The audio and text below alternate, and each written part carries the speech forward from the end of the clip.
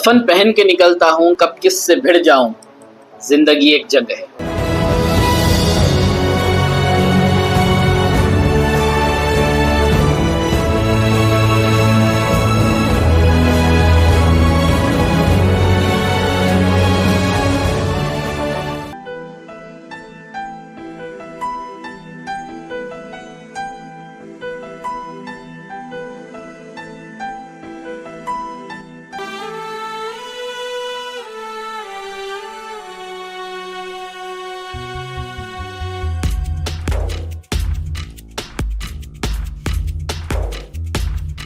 گھومتے پھرتے ہیں کفن پہن کر ہم، گھومتے پھرتے ہیں کفن پہن کر ہم، کب کہاں کس سے بڑھ جائے زندگی ایک جنگ ہے، کب کہاں کس سے بڑھ جائے زندگی ایک جنگ ہے۔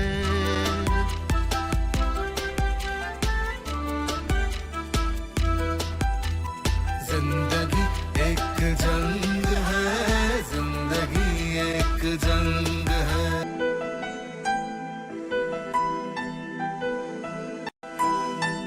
بعض اکابرین۔ اس باب میں ہم زہدۃ الاولیاء حضرت قاضی قوام الدین رحمت اللہ علیہ کی اولاد میں سے ان مشاہیر کا ذکر کریں گے جنہوں نے ہندوستان گیر شہرت حاصل کی اور برطانوی عہد حکومت میں فوت ہوئے۔ ابو بکر رضی اللہ تعالی عنہ سے قاضی قوام الدین رحمت اللہ علیہ تک، حضرت ابو بکر صدیق رضی اللہ تعالی عنہ قریش کے قبیلہ تیم سے تھے۔ سلسلہ نسب یہ ہے: ابو بکر بن ابو قحافہ، عثمان بن عامر بن عمرو بن کعب بن سعد بن تیم، قبیلہ تیم کے مورث اعلیٰ بن مرہ پر آپ کا نسب سرور عالم صلی اللہ علیہ وآلہ وسلم کے نسب سے مل جاتا ہے۔ والدین: حضرت ابو بکر صدیق رضی اللہ تعالی عنہ کے والد کا نام عثمان اور کنیت ابو قحافہ تھی۔ حضرت ابو قحافہ عثمان رضی اللہ تعالی عنہ کے کسی لڑکے کا نام قحافہ نہ تھا۔ ہجرت نبوی کے وقت ان کی عمر 83 سال تھی۔ 8 ہجری میں فتح مکہ کے وقت حضرت ابو بکر رضی اللہ تعالی عنہ انہیں خدمت نبوی صلی اللہ علیہ وآلہ وسلم میں لے گئے۔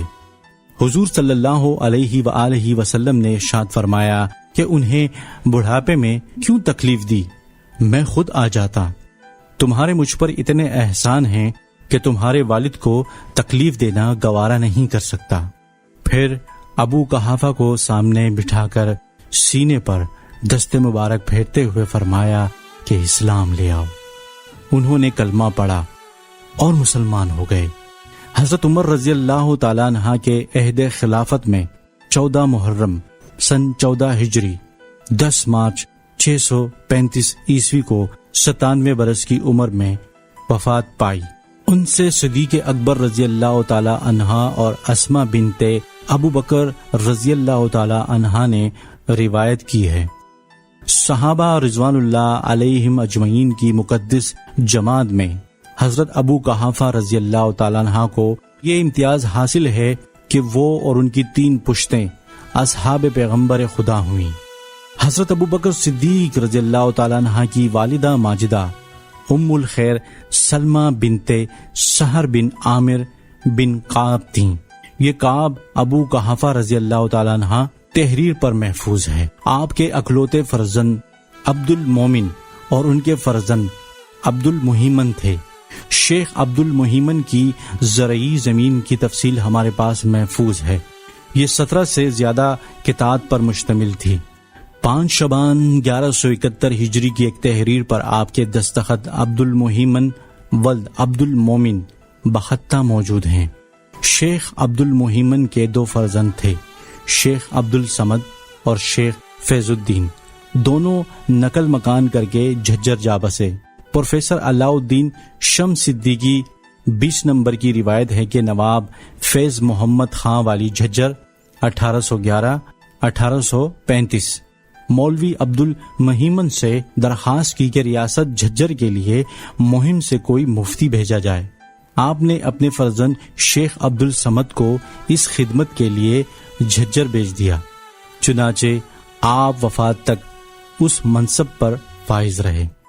اسی ماخذ سے ہمیں معلوم ہوا کہ مفتی عبد الصمد اور نواب عبد الرحمن آخری والی جھجر کو دہلی میں فوارے کے نزدیک 23 دسمبر 1857 کو انگریزوں نے جنگ آزادی میں حصہ لینے کی پاداش میں پھانسی دی۔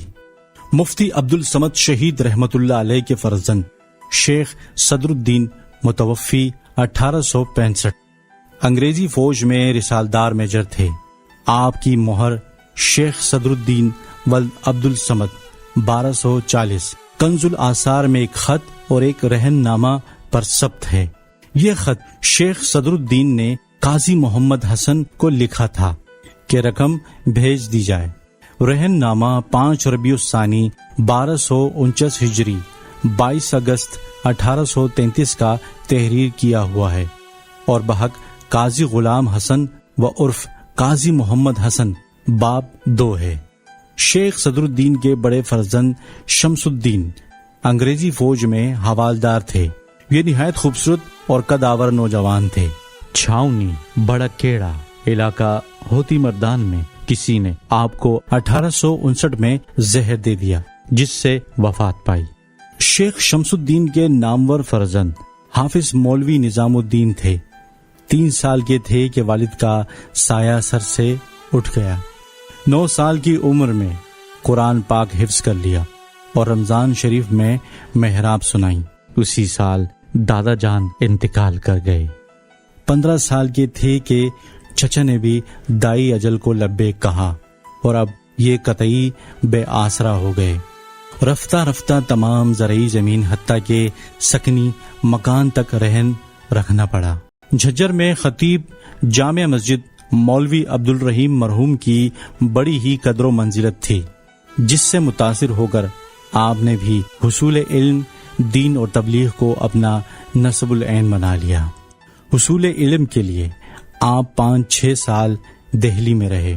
یہاں آپ کو میلاد خوانی کا شوق پیدا ہوا۔ علامہ شبلی نعمانی نے آپ کو موضوع العلماء کا سفیر منتخب کیا۔ آپ نے کلکتہ کو اپنا صدر مقام بنایا۔ اس سلسلے میں مانڈے، بسین اور اکیاب بھی گئے۔ مولانا عبد الکلام آزاد مرحوم بھی آپ کی شیریں بیانی سے متاثر تھے۔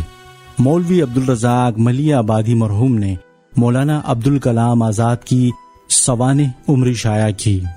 اس سوانح عمری میں مولوی نظام الدین کا 2 مرتبہ ذکر آیا ہے۔ 27 سال کی عمر میں آپ نے فریضہ حج ادا کیا۔ آپ کے استاد مولوی عبد الحق صاحب تفسیر حقانی نے دہلی میں ایک تبلیغی جماعت انجمن ہدایت الاسلام کے نام سے بنائی۔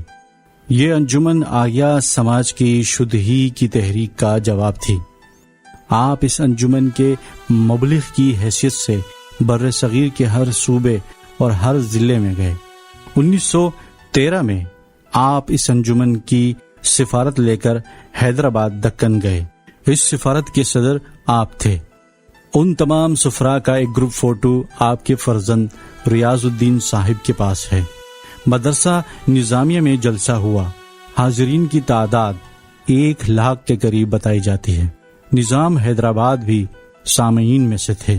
تقریر سن کر نظام نے آپ کو 125 روپے ماہانہ پر حیدرآباد ہی میں رکھ لیا اور اصلاح المسلمین کا کام سپرد کیا۔